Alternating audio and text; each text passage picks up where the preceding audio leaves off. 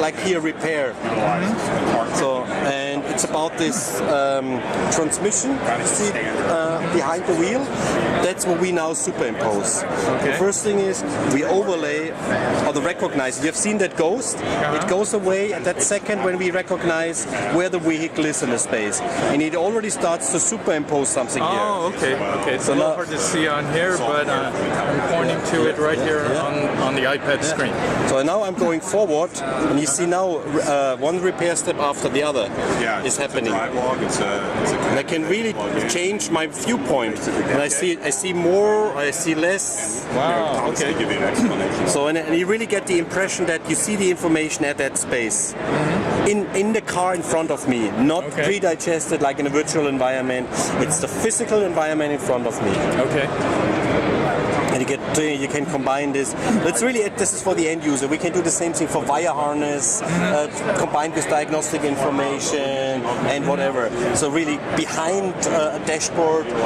We switched off the video here because we got too much light. But I show you video afterwards how to do this for wire harness. The same thing, and this is really maybe more in direction where you're working. But here, actually, this is more in the direction I've been working in lately. Okay. So this is good. So I need to ask you, all these 3D files that you have here, what format are you using? It doesn't matter. Your typical CAD format, you can export, we import, and then it gets fed into the system. This is a very critical question for us. Yeah, I'm working on a project to take a CATIA data. CATIA would work. And but we don't want to give our vendors, CATIA, right? We want to keep all the design information for ourselves. So we're wondering what's the best format for giving to companies to render it, to do what you're doing, like augmented reality. FBX would be, OBJ or FBX would be a good output format. FBX or OBA? OBJ. Okay. A lot of the vendors we've been talking to, like Dassault Systems and stuff like that, they complain, hey, OBJ file format is so big, it takes forever to open up, hard to use. No, it doesn't matter. Doesn't matter? Okay. Because we need to reduce the complexity of that tremendously. Okay. Really, that you can render this. For example, this is an accessory what we're showing right now. Okay. To go back. So we would utilize just need to reinitialize. And now here you see there's a little accessory on front which we just showed. Oh, okay. This kind of neat. It's not there on the vehicle, but and you can now sell the accessories. Say somebody buys a Honda and wants to get an additional component. Right. So he has a little app and sees that component on his car in his workshop.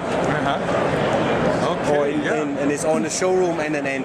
But this is just examples of how you can apply this. Right. So there's much more to see like this when I show you the video. Where is it? Here. When I do like here, this is the wire harness, which I just said. It's a Range Rover Sport. We show the wire harness behind the dashboard.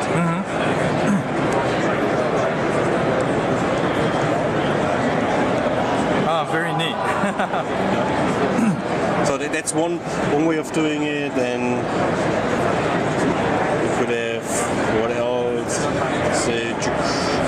It's an engine compartment where you show fuel return line of the engine compartment. You install it. It's recognizing. Let's go to the beginning of the video. It's embedded in existing service information. So it's not substituting it. It's enriching it. Right. It's getting step by step forward. So and now it's recognizing the engine compartment. These pink clips are already augmented, the yellow ones, and now we position the fuel return line.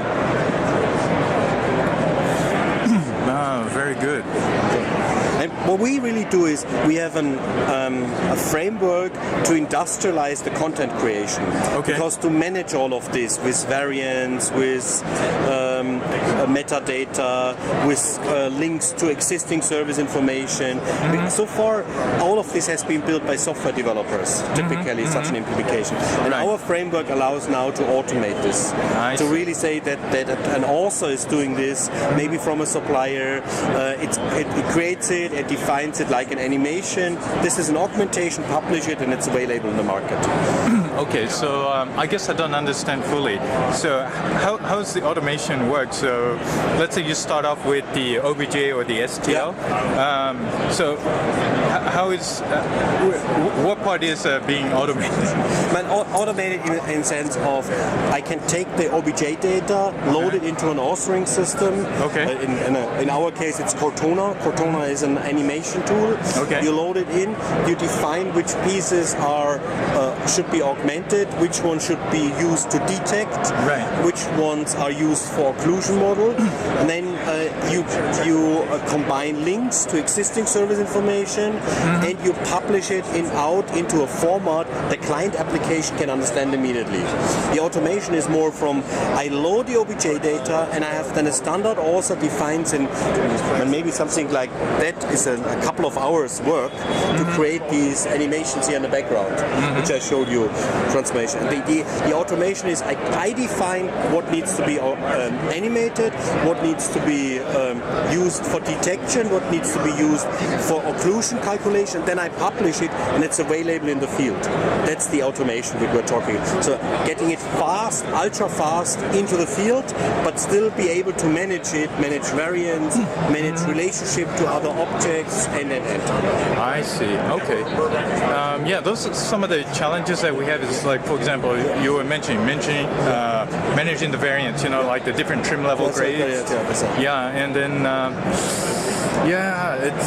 this even is more complicated because it's not just you have to manage the variants of the objects you display. I also need to have the variants of the pieces I want to detect. Because I first need to detect where is my vehicle in the space. If I don't know where it is, I cannot walk around. Right. And this is it's more complex. But if you implement a technology like that, you gain a lot of benefits because it's much more efficient to show the information at the place where you need to apply it than to read it here and interpret it and now apply it as a human being. Because I'm reading here as a 3D model. Oh, okay. Where's this here? Where's this here? What I could do with the augmentation, I show it at the place where I need it. I don't have to interpret it anymore.